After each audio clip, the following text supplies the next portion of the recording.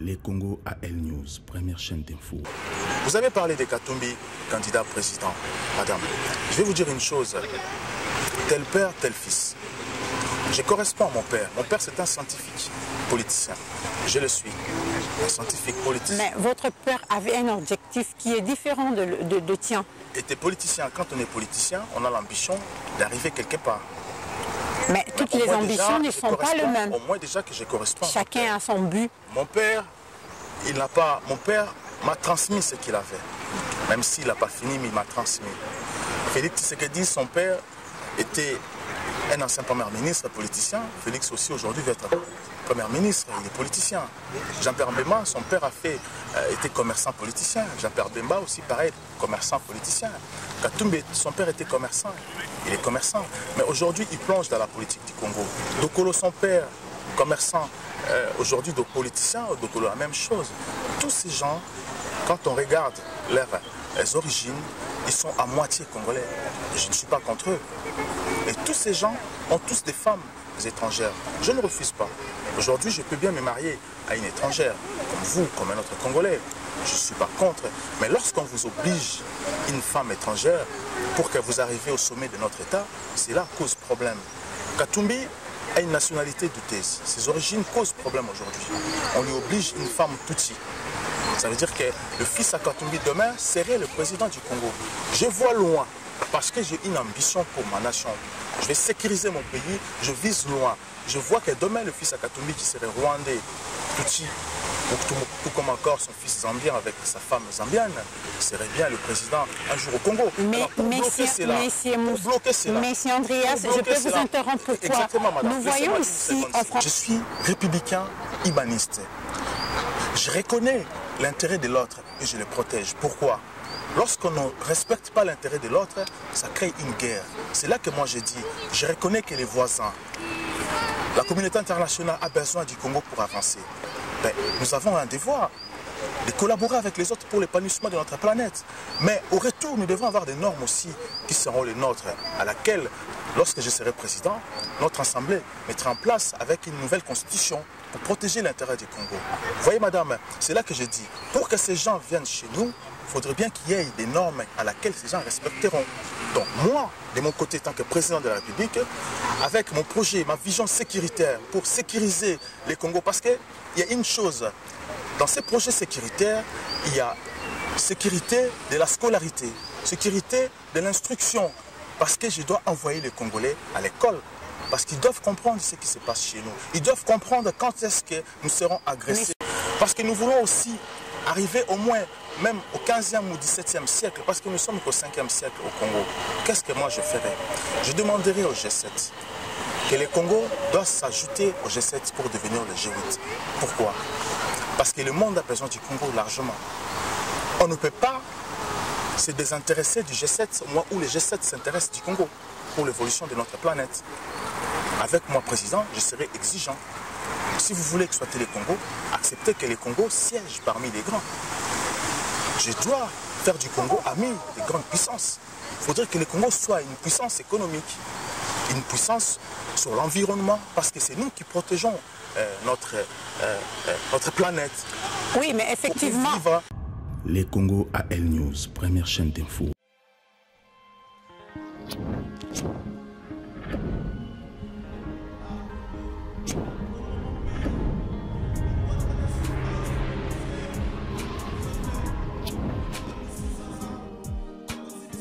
Bonjour, bienvenue à Actu Nabiso sur Biso Nabinon.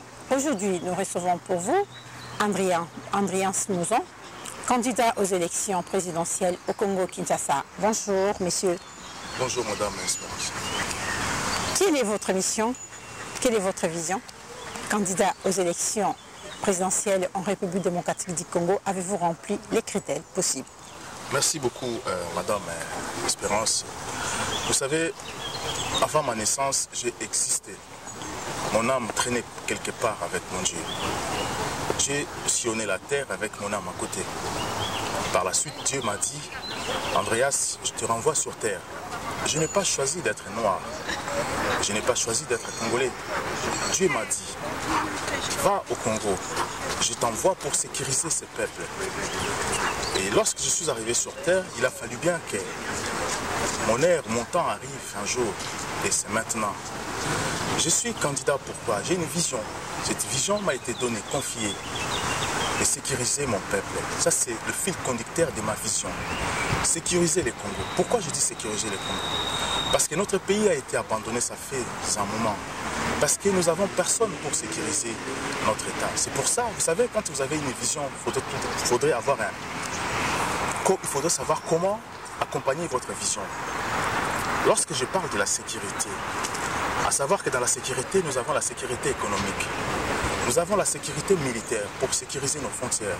Et nous avons la sécurité internationale, d'où nous devons surtout, je dois surtout me baser pour sécuriser mon pays. C'est pour ça que je me suis dit, je dois accomplir ma mission. Je ne peux pas abandonner ce qui m'a été confié lorsque mon âme traînait à côté de Dieu avant ma naissance, bien sûr, sur terre.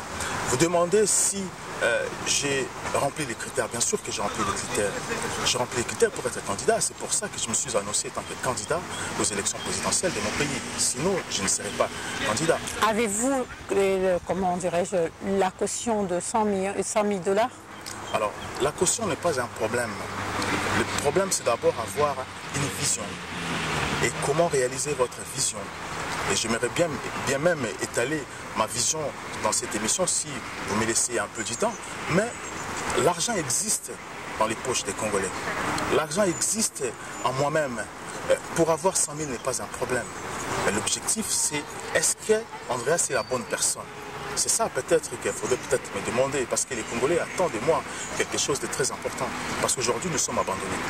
Donc, je suis candidat pour répondre aux besoins des Congolais. Je suis candidat pour sécuriser notre État, sécuriser notre peuple, bien sûr. Et avec qui, face à Félix Tshisekedi, Moïse Katumbi, crois-tu vraiment que tu vas le battre, étant donné qu'ils ont quand même des gens derrière et IDPS est derrière Félix Tshisekedi et Moïse Katumbi, et avec le rassemblement ou la plateforme G7. Et vous, qu'avez-vous derrière vous? Vous avez une plateforme ou vous avez un parti politique? Alors, le rassemblement, les Congolais ne sont pas avec les rassemblements. Vous me parlez de Katumbi. Katumbi est candidat, il a les rassemblements parce qu'il a acheté les politiciens congolais pour qu'ils soient ce qu'il est aujourd'hui. Katumbi n'a pas convaincu les Congolais pour être le candidat idéal pour les Congolais. Je vais vous dire une chose, madame. Les Congolais ne sont pas avec Katumbi, ni avec Félix Tshisekedi. Parce que ça m'étonnerait, vous me dites que Félix serait président. Moi, je sais que Félix ne sera jamais président au Congo parce qu'il travaille pour Katumbi. Ils ont été rachetés pour vendre les Congolais à Katumbi. Mais moi, j'ai le peuple avec moi. Pourquoi j'ai le peuple avec moi? Parce que j'ai une vision. Katumbi et Félix n'ont pas de vision concrète pour ce peuple. Ils peuvent bien avoir un projet. Tout le monde peut avoir un projet. Mais lorsqu'on a un projet, on ne sait pas quoi faire avec ce projet. Parce que ça peut être un projet écrit par une autre personne. Mais moi, j'ai une vision pour ma nation. La sécurité est très importante pour un pays. C'est avec la sécurité qu'on construit un pays. Avec la sécurité, je vous dis, il y a la sécurité économique. Dans la sécurité économique, on prévoit les salaires des Congolais. Ça veut dire qu'on crée l'emploi pour les Congolais. Ça veut dire qu'on envoie les Congolais à l'école. Vous voyez, madame, c'est-à-dire qu'on sécurise l'État congolais. J'ai évoqué une chose que tous ces gens n'ont pas. J'ai dit, ma politique, ce n'est pas de créer des ennemis. Plutôt de créer la paix envers nos voisins. Repousser nos frontières au-delà. Vous avez parlé de Katumbi, candidat président. Madame, je vais vous dire une chose. Tel père, tel fils. Je corresponds à mon père. Mon père, c'est un scientifique, politicien. Je le suis, un scientifique politicien. Mais votre père avait un objectif qui est différent de tien. Et t'es politicien. Quand on est politicien, on a l'ambition d'arriver quelque part. Mais toutes les ambitions ne sont pas les mêmes. Au moins déjà que je corresponds. Chacun a son but. Mon père, il n'a pas... Mon père m'a transmis ce qu'il avait. Même s'il n'a pas fini, mais il m'a transmis. Félix Tshisekedi, son père, était un ancien premier ministre, politicien. Félix aussi aujourd'hui veut être premier ministre, il est politicien. Jean-Pierre Bemba, son père était commerçant politicien. Jean-Pierre Bemba aussi pareil, commerçant politicien. Katumbi, son père était commerçant, il est commerçant. Mais aujourd'hui, il plonge dans la politique du Congo. Dokolo, son père, commerçants, aujourd'hui de politiciens, de la même chose. Tous ces gens, quand on regarde leurs origines, ils sont à moitié congolais. Et je ne suis pas contre eux.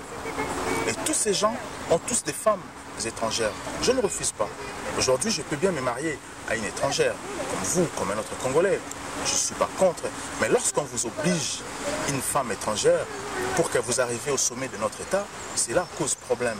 Katumbi a une nationalité douteuse. Ses origines causent problème aujourd'hui. On lui oblige une femme Tutsi. Ça veut dire que le fils à Katumbi demain serait le président du Congo. Je vois loin parce que j'ai une ambition pour ma nation. Je vais sécuriser mon pays, je vise loin.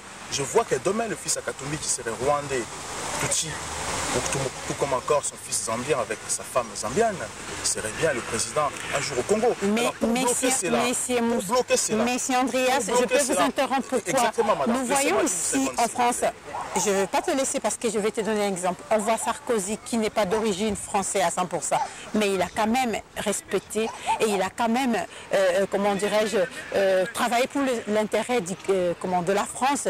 Nous voyons le Premier ministre, celui-là qui est parti comment dirais-je, en Espagne, c'est lui qui a travaillé avec Valls. Non, il n'est pas d'origine congolais. Le problème de la nationalité ne tient pas vraiment debout. Pourquoi? Parce que tu peux être 50 ou 25. Je suis d'accord avec vous, mais les Français ont fait un grand travail pour que la France soit ainsi. Les Français, avant, se sont mis ensemble. Pensez-vous que les Congolais ne sont pas prêts? Notre État n'est pas encore réformé. Nous devons construire notre État. Nous devons réformer l'État congolais. Avec moi, je le ferai. Parce qu'on ne peut pas accepter ce que la France est au XXIe siècle.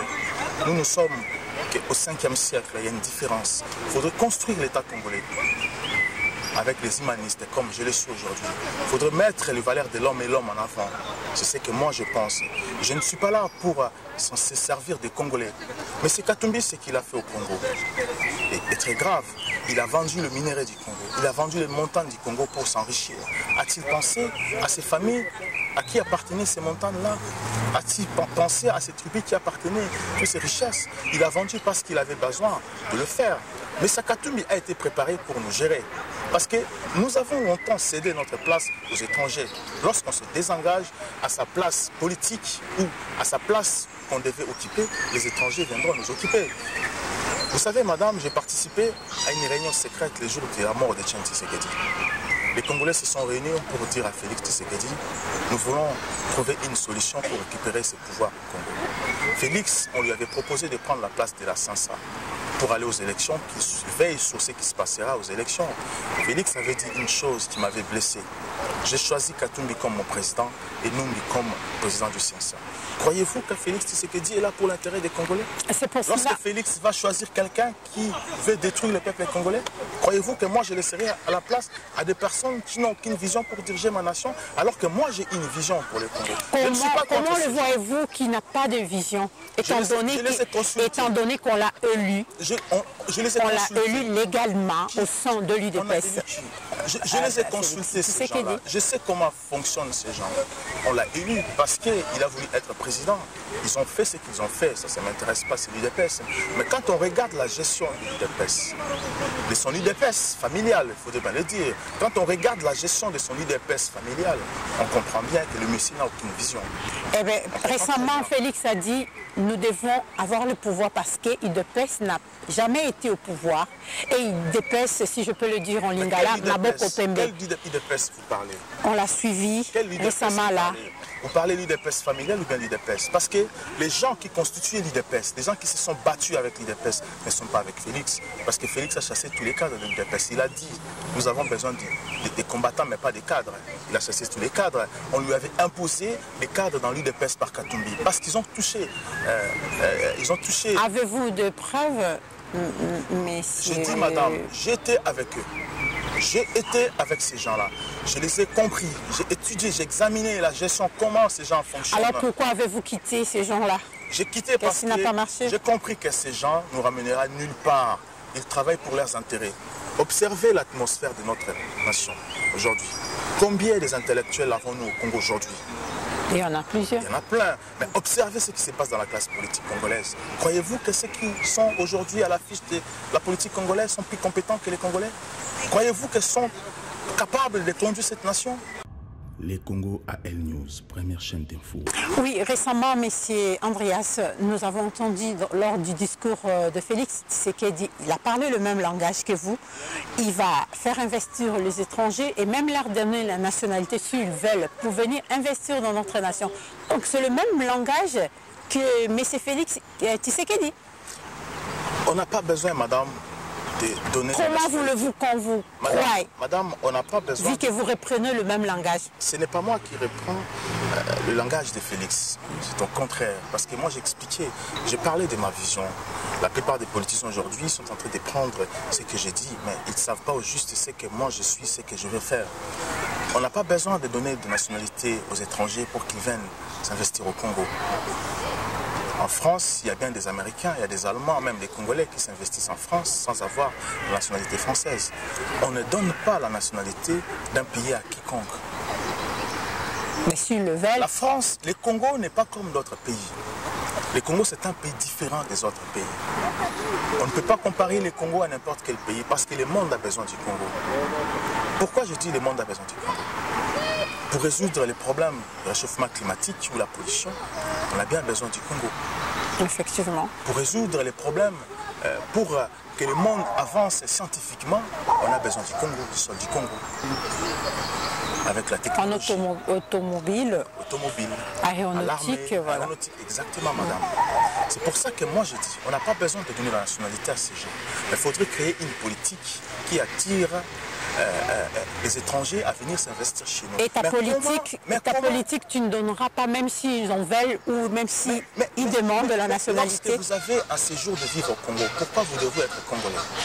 Nous avons besoin de construire chez nous. Lorsqu'on a besoin de construire, on ne peut pas faire n'importe quoi. C'est là que je dis, avec ma politique, avec ma vision sur la sécurité, qui est mon fil conducteur, je dis ceci. Avec moi, président de la République demain, la République démocratique du Congo, je dois obliger à la communauté internationale, parce que nous voulons créer la paix avec ces gens-là. Qu'est-ce que moi je proposerai à ces gens-là? Qu'est-ce que je leur demanderai à ces gens-là? Parce que nous voulons aussi arriver au moins même au 15e ou 17e siècle, parce que nous sommes qu'au 5e siècle au Congo. Qu'est-ce que moi je ferai? Je demanderai au G7 que le Congo doit s'ajouter au G7 pour devenir le G8. Pourquoi? Parce que le monde a besoin du Congo largement. On ne peut pas se désintéresser du G7 au moment où le G7 s'intéresse du Congo pour l'évolution de notre planète. Avec moi, président, je serai exigeant. Si vous voulez exploiter les Congos, acceptez que les Congos siègent parmi les grands. Je dois faire du Congo ami des grandes puissances. Il faudrait que le Congo soit une puissance économique, une puissance sur l'environnement, parce que c'est nous qui protégeons notre planète. Oui, mais effectivement, ce sont le même langage, le même projet qui sont... Il a essayé de parler Il n'a pas parlé de ce que moi j'ai dit. Il a essayé d'évoquer aussi... Le Congo doit siéger dans le G20. Le Congo doit être protégé par la communauté internationale. Aucun pays sur Terre aura le droit d'attaquer le Congo avec moi. Parce que nous répondons aux critères de l'évolution de la Terre. Qu'est-ce qui nous rassure? Parce que tous ces autres qui sont là, ils l'ont dit, ils l'ont promis, mais rien ne fait. Et derrière vous, vous n'avez même pas une armée derrière vous. Madame, et derrière vous, vous dites que vous avez le peuple. Le peuple, c'est vague. Les autres ont de plateformes, les autres ont G7. Et vous, voyez-vous que vous êtes seul contre tous? Je suis d'accord avec vous. Allez vous allier avec M. Katumbi et M. Félix Tshisekedi. Je suis contre les Pourquoi ne pas s'allier avec eux? Je suis contre les mâles.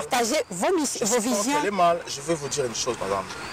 Le président Sarkozy que vous demandez, que vous parlez, que vous dites aujourd'hui, il n'avait pas besoin de beaucoup de gens pour devenir président, ou encore le président Obama. C'est lorsqu'il s'est exprimé pour démontrer ce qu'il avait, sa vision. C'est là que les Américains ou les Français ont voté ce président. Mais messieurs, il avait leur parti politique. Oui. Mais quand vous parlez des plateformes, aujourd'hui au Congo, nous avons... Il était soutenu quand même, nous avons plus de avant que le peuple vienne derrière ces partis politiques. Ici en France, nous avons des tendances. Et quelle est votre tendance? Je sais que je vous dis, ici en France, nous avons des tendances gauche, droite, centriste. Et êtes-vous gauche, au Congo, ça droite, n'existe pas centriste? ces histoires-là. Oui, mais il y a Moi, quand même le rassemblement. Moi, je suis en droite. Les opposants. Je suis en droite. Comment dirais-je, le PPRD. Ça n'a rien à voir, ça ne veut rien dire opposant ou non. Soit on est de quelle tendance? Parce qu'au Congo, vous allez voir, les socialistes, parce que les PPRD se dit socialistes, l'UDP se dit parti socialiste, mais ils sont en opposition. Voyez-vous, comprenez qu'ils sont pas, ils sont troublés. Je suis républicain humaniste. Je reconnais l'intérêt de l'autre et je le protège. Pourquoi? Lorsqu'on ne respecte pas l'intérêt de l'autre, ça crée une guerre. C'est là que moi j'ai dit, je reconnais que les voisins, la communauté internationale a besoin du Congo pour avancer. Ben, nous avons un devoir de collaborer avec les autres pour l'épanouissement de notre planète. Mais au retour, nous devons avoir des normes aussi qui seront les nôtres, à laquelle, lorsque je serai président, notre assemblée mettra en place avec une nouvelle constitution pour protéger l'intérêt du Congo. Vous voyez, madame, c'est là que je dis, pour que ces gens viennent chez nous, il faudrait bien qu'il y ait des normes à laquelle ces gens respecteront. Donc moi, de mon côté, tant que président de la République, avec mon projet, ma vision sécuritaire pour sécuriser les Congos, parce qu'il y a une chose, dans ces projets sécuritaires, il y a sécurité de la scolarité, sécurité de l'instruction, parce que je dois envoyer les Congolais à l'école. Parce qu'ils doivent comprendre ce qui se passe chez nous. Ils doivent comprendre quand est-ce que nous serons agressés. Monsieur Muson, on l'a déjà entendu, ces projets, par vos collègues, par vos prédécesseurs, par, soi-disant, les opposants, le gens du G7, Moïse Katumbi notamment, Félix Tshisekedi récemment. Parlez-nous un peu de votre réaction. On a entendu, on a vu Moïse Katumbi et Félix Tshisekedi aux USA. Pour quel intérêt, pour quel but? Votre réaction, s'il vous plaît. Moi, je comprends très bien. Je vous ai dit que Félix Katumbi travaille pour Katumbi.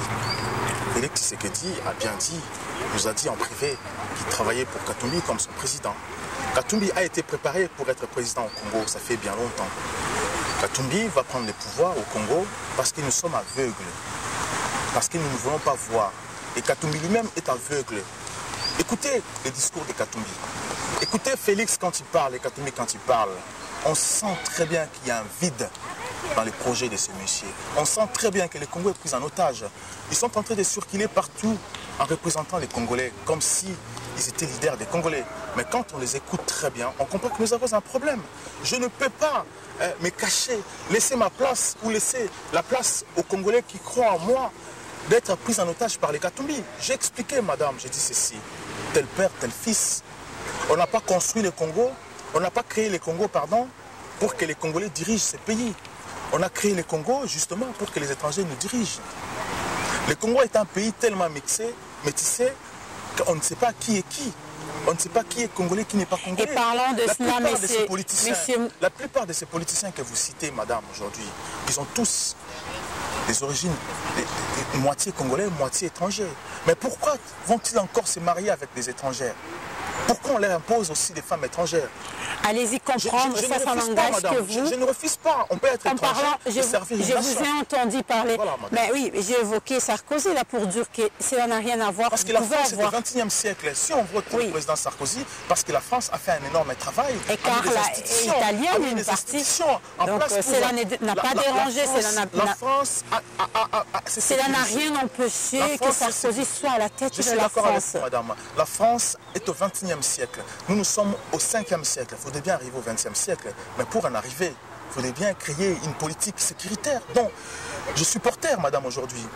On a bien compris, c'est ça votre objectif. Exactement, parce qu'il faudrait bien laisser les Congolais respirer, laisser la place aux Congolais s'exprimer à leur nation, parce que nous voulons prendre possession de notre pays, parce que nous devons protéger notre environnement, nous devons protéger notre planète, parce que nous sommes responsables de ce qui se passe aujourd'hui au monde. Parce qu'aujourd'hui, tout le monde a besoin de piller les Congos pour créer des bombes, mettre des bombes partout. Alors que nous sommes capables de bloquer cette fléau des terroristes aujourd'hui qui cause problème à notre terre.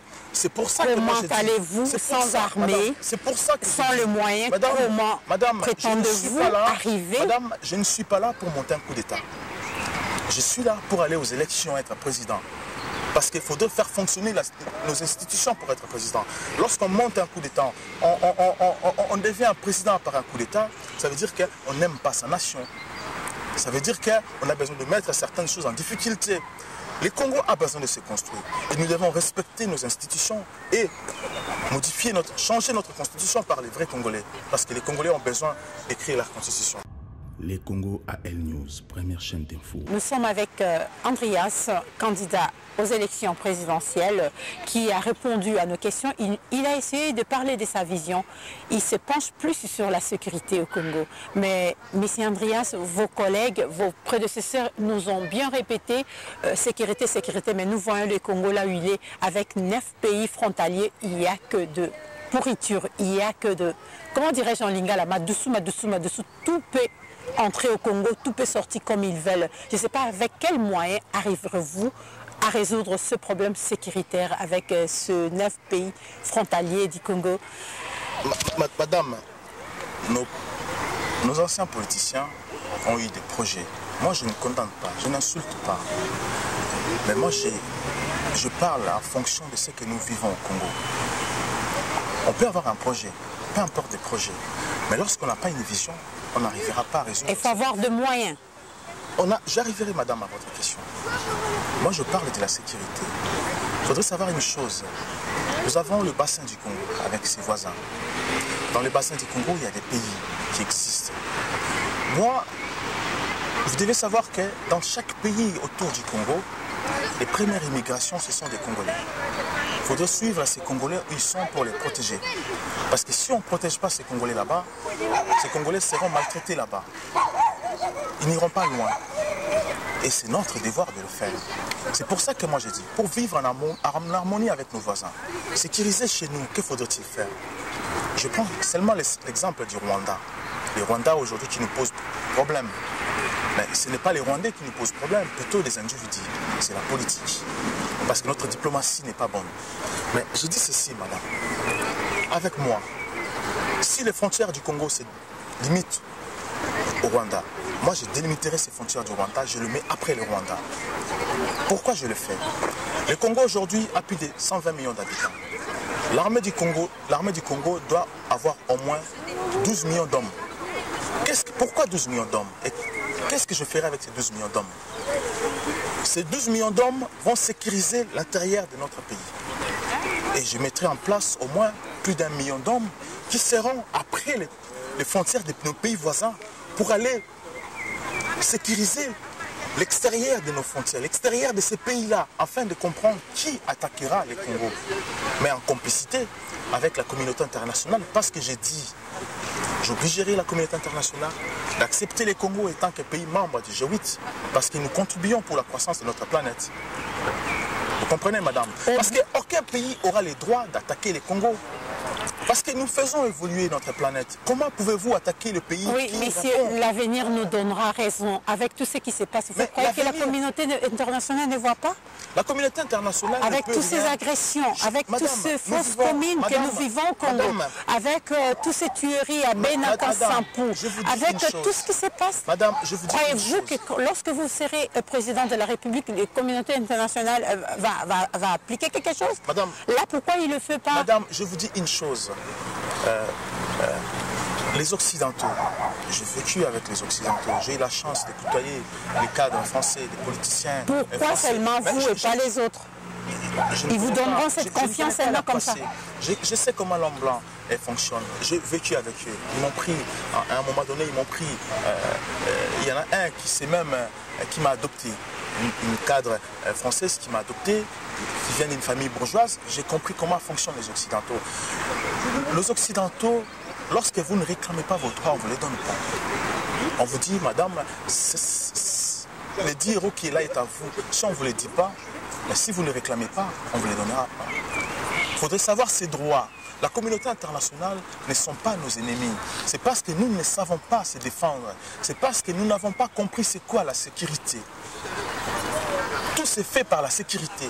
Même pour envoyer nos enfants à l'école, il faudrait bien les sécuriser, cette école-là. Il faudrait bien que leurs écoles soient dans les normes.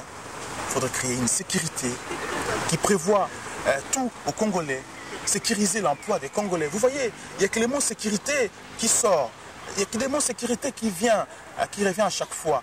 C'est pour ça que moi j'ai dit, si les Congolais me laissent le temps de s'exprimer, le temps de gérer cette nation, les Congolais seront contents. Nous allons sourire et nous serons fiers d'être Congolais. Je ne refuse pas que Félix soit candidat ou Katumbi, mais Katumbi n'a pas intérêt. C'est là que j'ai dit, lorsqu'on cède la place, nous aurons des personnes comme des Katumbi qui viendront acheter des politiciens congolais pour devenir président au Congo. Katumbi vient du néant. Il a volé, il a pillé, il a tué. Comment est-il possible qu'il devient candidat potentiel des élections au Congo? Comment il est possible les politiciens congolais doivent défendre Katumbi? Mais il a commencé par être premièrement gouverneur. Il a été gouverneur pourquoi? Il a commencé tout bas et puis il est remonté. Il a été gouverneur parce qu'il était préparé, on lui préparait, on lui laissait le gouvernorat. Moi je gère mon entreprise, madame. Je suis chef d'entreprise. Madame, n'oubliez pas, j'ai été l'un des savants congolais. J'ai participé pour la croissance économique congolaise. En quelle année, s'il vous plaît? À l'époque de Laurent Désiré Kabila, jusqu'en 2001, madame. J'ai participé à l'ouverture de la Femme internationale. J'ai participé à l'ouverture de la SAMDC. Vous n'êtes pas resté dans votre nation pour un peu développer ce que vous avez inventé ou votre invention. Vous avez souhaité vous immigrer. Et parlons de l'immigration. Quelle est la place de diaspora dans notre Congo? Quelle est la place du Congo étant donné que bientôt il y aura des enrôlements? Je suis très content de cette question, madame. J'ai toujours dit, sans l'apport de la diaspora, le Congo n'avancera pas. Il a bien fallu que je quitte le Congo et venir en France pour comprendre comment le monde est épanoui, comment nous vivons, les autres vivent au XXIe siècle, alors que chez nous, nous sommes au 5e siècle. En arrivant ici, j'ai compris que sans l'apport de la diaspora, le Congo ne sera pas évolué. Nous ne serons jamais au XXe siècle, nous n'avancerons pas. J'ai dit clairement, mon souci c'est quoi aujourd'hui? De travailler avec nos enfants qui sont nés ici, les jeunes qui sont venus dès le bas âge ici, nous qui comprenons la réalité, qui avons une vision très positive pour notre nation, nous qui voulons défendre les intérêts, nous protéger, nous défendre contre les malins qui nous attaquent chez nous, madame. Il faudrait bien laisser la place à la diaspora pour s'exprimer. Ce sont ces diasporas qui iront aider, sauver ceux qui sont pris en otage au Congo. Vous savez, nos parents ont vécu la souffrance à l'époque belge, l'esclavagisme à l'époque belge. Aujourd'hui, nous vivons pire que le belge. Aujourd'hui, au Congo, nous vivons pire que le belge.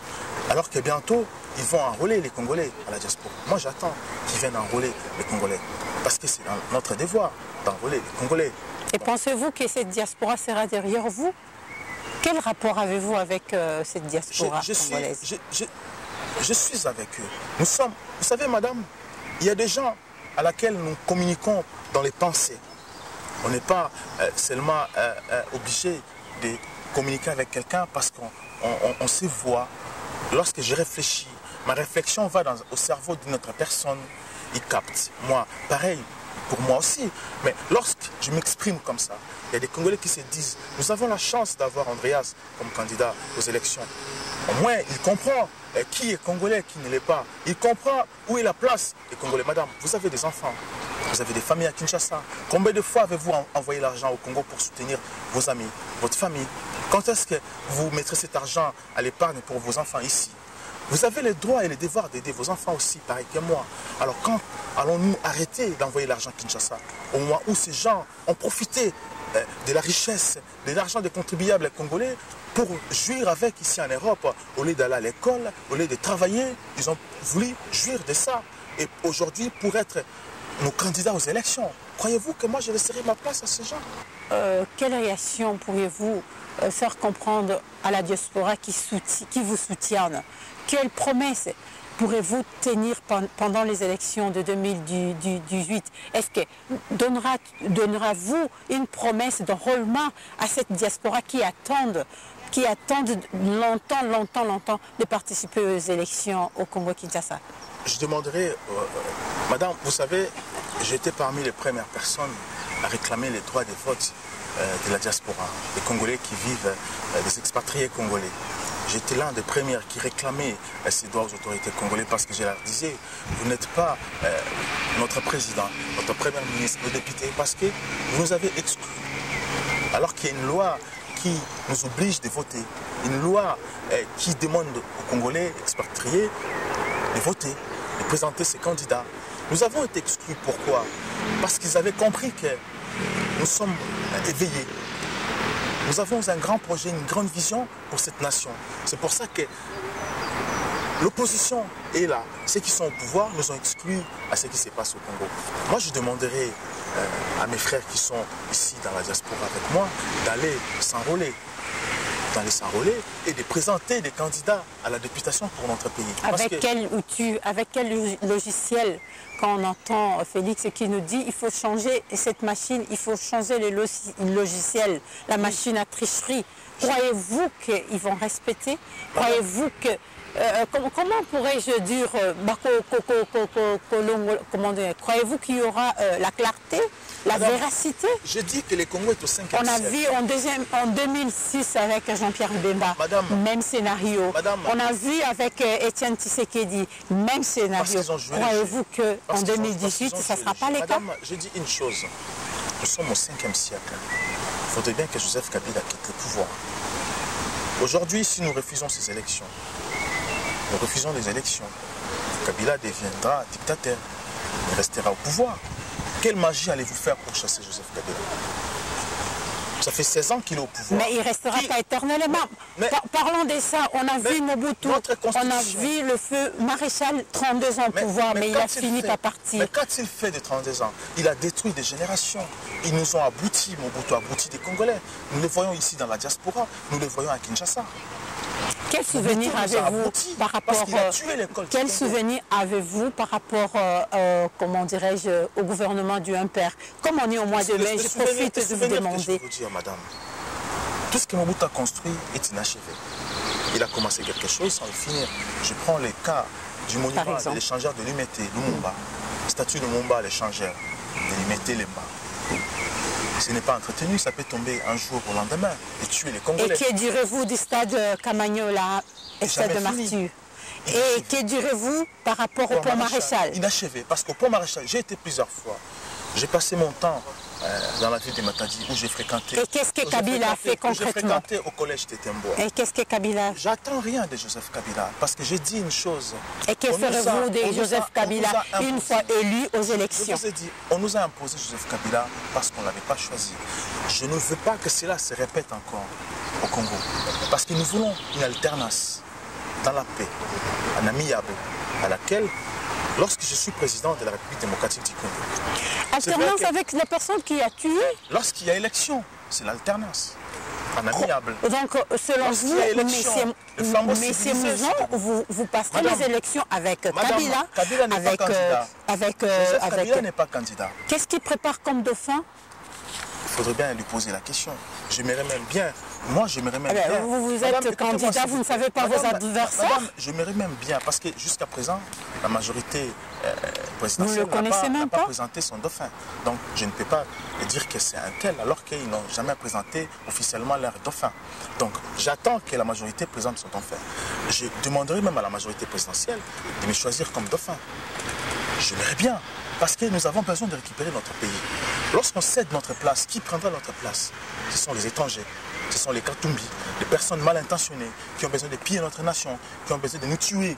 Et c'est là que moi j'ai dit, moi je veux cette place pour sauver ma nation, pour faire appel aux Congolais de la diaspora, créer une caisse d'épargne pour les Congolais de la diaspora, afin de s'investir au Congo, pour créer l'emploi à ceux qui sont à l'interne. Vous comprenez, madame, comment moi j'ai réfléchi? Parce que Joseph Kabila, il a été président parce qu'on l'a pas, pas parce qu'on l'avait voulu, parce qu'on l'avait pas, parce qu'on nous avait imposé, parce qu'on était faible, parce qu'on nous avait abouti. On ne savait pas ce qui s'est passé. Mais si Joseph Kabila m'a laissé le pouvoir, moi je ferai une proposition à Joseph Kabila. Parce que nous ne voulons pas perdre tout ce que c'est que ce monsieur a acquis au Congo. Mais nous voulons qu'il les ramène chez nous au Congo. Par quelle procédure donc vous garantissez M. Kabila? Moi je demande, je dis ceci. S'il me laisse le pouvoir, je peux lui faire une proposition.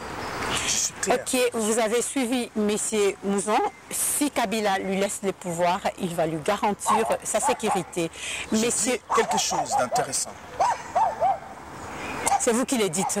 Monsieur Mouzon, quelle réaction portez-vous par rapport à la journée du 17 mai? Nous avons vu Afdel venir avec Feu Laurent Mouzé.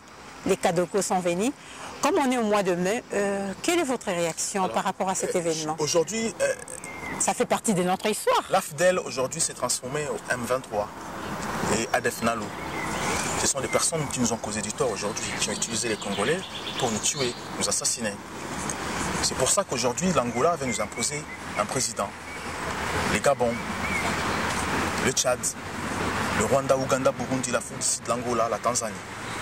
Ils ont tous voulu nous imposer un président parce que notre gestion politique était mauvaise.